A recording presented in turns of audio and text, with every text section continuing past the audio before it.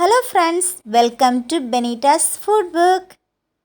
இல்லத்தரசிகள் அனைவருக்கும் யூஸ்ஃபுல்லான ஒரு கிச்சன் டிப்புமாயிட்டு இன்றைக்கி வந்திருக்கிறேன்.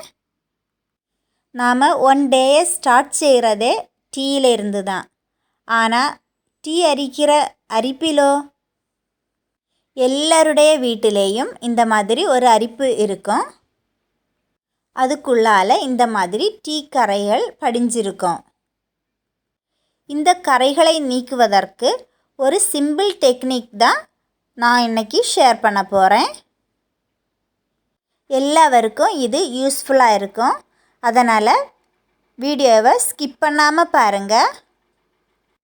இந்த சேனலை ஃபஸ்ட் டைமாக பார்க்குறீங்கன்னா உங்களுக்கு பிடிச்சிருந்தா சப்ஸ்கிரைப் பண்ணிக்கோங்க. யூஸ்ஃபுல்லாக இருந்ததுன்னா ஷேர் பண்ணிக்கோங்க. நான் 2 பழைய ஸ்ட்ரெயினர் எடுத்திருக்கிறேன். ஒன்று ஸ்டீலும் இன்னொன்று பிளாஸ்டிக்கும் எடுத்திருக்கிறேன். ஸ்டீலுக்கு யூஸ் பண்ணுற மெத்தடில் பிளாஸ்டிக்கு யூஸ் பண்ணுறது. அதனால் 2 விதமான டிப்ஸு இந்த வீடியோவில் பார்க்கலாம். ஃபஸ்ட்டு டிப்பு என்னன்னு பார்க்கலாம்.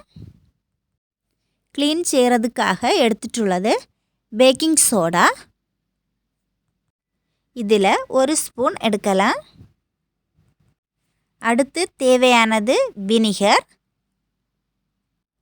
2 ஸ்பூன் வினிகர் ஆட் பண்ணுறேன். பேக்கிங் சோடாவும் வினிகரும் சேரும்போது இது ஒரு நல்ல க்ளீனிங் ஏஜெண்ட்.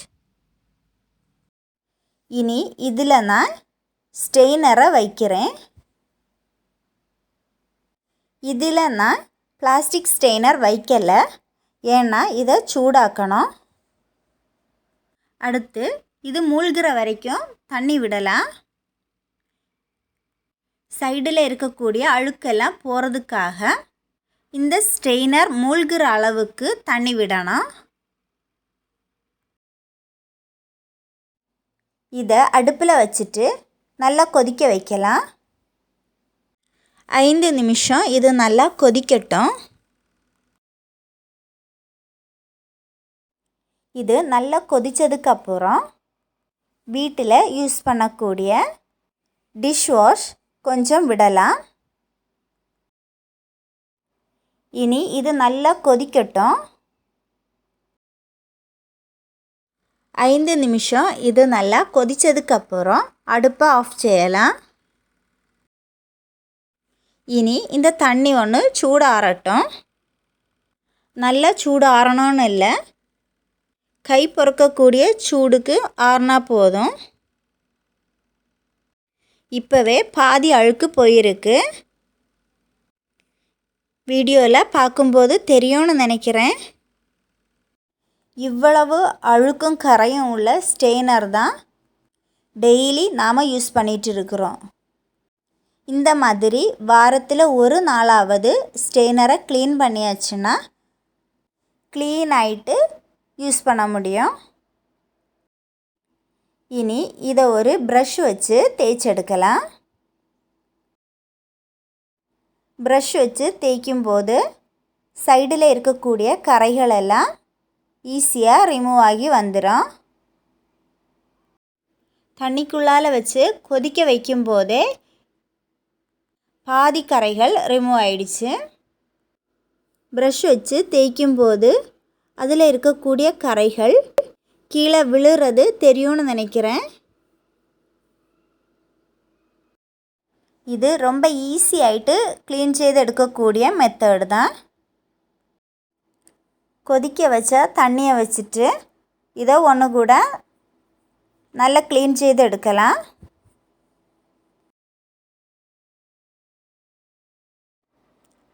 இது இப்போ நல்லா க்ளீன் ஆயிடுச்சு. சைடில் இருந்த கரைகளெல்லாம் போயிட்டு புதுசு போல் ஆயிடுச்சு.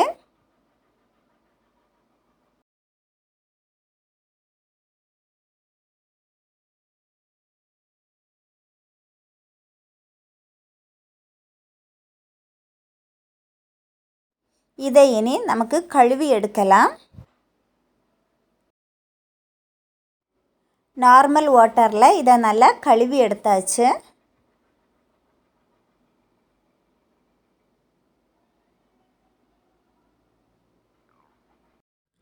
இப்போது ஸ்டெய்னர் நல்லா க்ளீனாகவே கிடச்சிருச்சு. ஸ்டீல் ஸ்பூன்ஸையும் இதே மெத்தடை யூஸ் பண்ணி க்ளீன் பண்ணலாம். இனி அடுத்த மெத்தட் என்னன்னு பார்க்கலாம். பிளாஸ்டிக் ஸ்டெய்னர் க்ளீன் பண்ணுறதுக்கு இப்போ செய்த மெத்தடில் செய்ய முடியாது. ஏன்னா பிளாஸ்டிக் ஸ்டெய்னரை சூடாக்க முடியாது. அதனால் பிளாஸ்டிக் ஸ்டெய்னரை க்ளீன் பண்ணுறதுக்கு வேறு ஒரு ஈஸி மெத்தட் என்னன்னு பார்க்கலாம். நாம் வீட்டில் யூஸ் பண்ணக்கூடிய ஏதாவது ஒரு டிட்டர்ஜெண்ட் பவுடர் 1 ஸ்பூன் எடுத்துக்கோங்க. அடுத்து இது கூட கொஞ்சம் டிஷ்வாஷ் ஆட் பண்ணிக்கோங்க. இதில் ஸ்டெய்னரை வச்சு கொடுக்கலாம். இது மூழ்கிற அளவுக்கு தண்ணி விட்டு கொடுக்கலாம். இது ஒரு 5 நிமிஷம் தண்ணியில் இருந்து ஊறட்டும். இது இப்போது 5 நிமிஷம் ஆயிடுச்சு. நேரமே செய்தது போலவே ஒரு ப்ரஷ்ஷு கொண்டு இதை நல்லா க்ளீன் செய்து எடுக்கலாம். பிளாஸ்டிக் ஸ்டெய்னர் ஆரோக்கியத்திற்கு நல்லது கிடையாது. அதனால் அதை யூஸ் பண்ணாமல் இருப்பது நல்லது. ஃபஸ்ட்டு டிப்பில் பேக்கிங் சோடாவும் வினிகரும் ஆட் பண்ணி செய்தோம். பேக்கிங் சோடாவும் வினிகரும் இல்லாதவங்க டிட்டர்ஜெண்ட் பவுடரும் டிஷ்வாஷும் யூஸ் பண்ணி செய்யலாம். டீ காய்ச்சும் போது சுகரோட அளவு குறைவாக எடுக்கிறதுக்குள்ள ஒரு டிப்பு கூட பார்க்கலாம். தேயிலை போட்டுட்டு அதுக்கு கூடவே சுகரை ஆட் பண்ணி கொதிக்க வைப்போம். அப்படி செய்யாமல் தேயிலை போட்டு கொதிக்க வைத்த பிறகு அதை வடிகட்டிட்டு அடுத்து சுகர் ஆட் செய்தாச்சுன்னா சுகரோட அளவை நாம் குறைக்க முடியும். இதுவரை இந்த டிப்பை யூஸ் பண்ணதில்லைன்னா ட்ரை பண்ணி பாருங்கள். ஸ்டெய்னரில் இருந்த அழுக்கெல்லாம் போயிடுச்சு.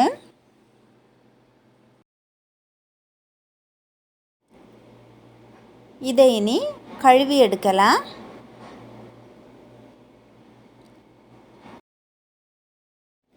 ரொம்ப நாளாக போகாமல் நல்லா கெட்டியாக இருக்கக்கூடிய கரையையும் இந்த மெத்தடை யூஸ் பண்ணி நாம் க்ளீன் பண்ணலாம்.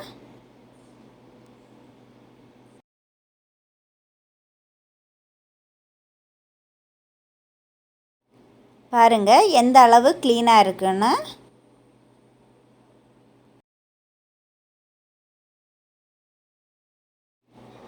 இனி இதை நார்மல் வாட்டரில் க்ளீன் செய்து எடுக்கலாம்.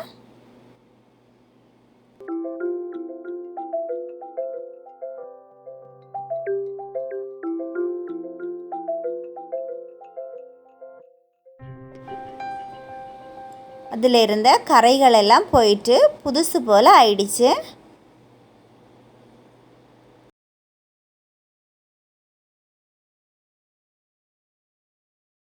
உங்களுக்கு பார்த்தாலே தெரியும் நல்லா க்ளீனாக இருக்குது. இப்போ இந்த வீடியோ உங்களுக்கு யூஸ்ஃபுல்லாக இருந்திருக்கும்னு நினைக்கிறேன். இந்த வீடியோ உங்களுக்கு பிடித்திருந்தால் லைக் பண்ணுங்கள், ஷேர் பண்ணுங்கள். வெனிடாஸ் ஃபுட் புக் சேனலை சப்ஸ்கிரைப் பண்ணுங்கள். தேங்க்யூ.